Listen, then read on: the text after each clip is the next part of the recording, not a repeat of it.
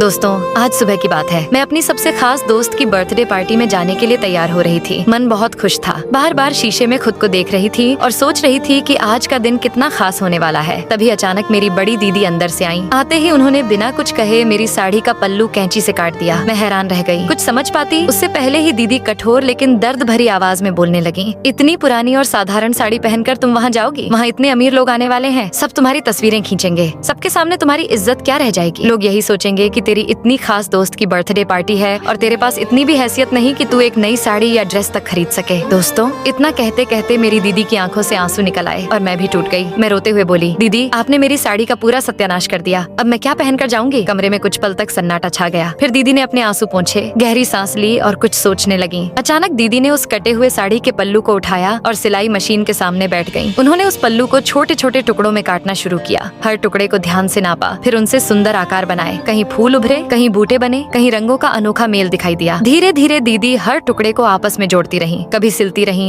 कभी काटती रही, कभी जोड़ती रही। एक भी पल आराम नहीं किया। दोस्तों, उसी समय मुझे समझ आया कि असली इंसान पैसे से अमीर नहीं होता, बल्कि सोच से अमीर होता है। जो लोग पुरानी चीजों को बेकार समझते हैं, उन्हें हुनर की असली कीमत कभी समझ नहीं आती। दोस्तों, एक बार पहले भी ऐसा हो चुका था। जब पिछली बार मेरी बड़ी दीदी के रिश्ते देखने वाले आए थे, तो वे हमारी बहुत बेइज्जती करके चले गए थे। उसी दिन मेरी दीदी ने मन ही मन ठान लिया था कि अब किसी को भी हमारी गरीबी या पुराने कपड़ों के कारण हमें नीचा दिखाने का मौका नहीं देंगी। उन्होंने फैसला कर लिया था कि पुरानी चीजों को फेंकेंगी नहीं, बल्कि उन्हें कुछ ऐसा बना देंगी कि लोग देखते रह जाएं। और दोस्तों, आज वही संकल्प साकार हो रहा था। सुबह से लेकर देर शाम तक दीदी लगातार काम करती रही। हर छोटे छोटे टुकड़े को जोड़कर उन्होंने एक नई खूबसूरत साड़ी का रूप दे दिया। दोस्तों, अब मेरी दीदी उस साड़ी को पूरा करने ही वाली है, लेकिन उसे देखने से पहले रुक जा बेटा, आज रात तेरी माँ मर जाएगी। अगर इस चैनल को सब्सक्राइब, वीडियो को लाइक न किया तो और जाते जाते कमेंट में आई लव यू माँ लिख कर जाना। आखिर में तो दोस्तों, मेरी दीदी ने इतनी सुंदर साड़ी बना दी जिससे लोग देखते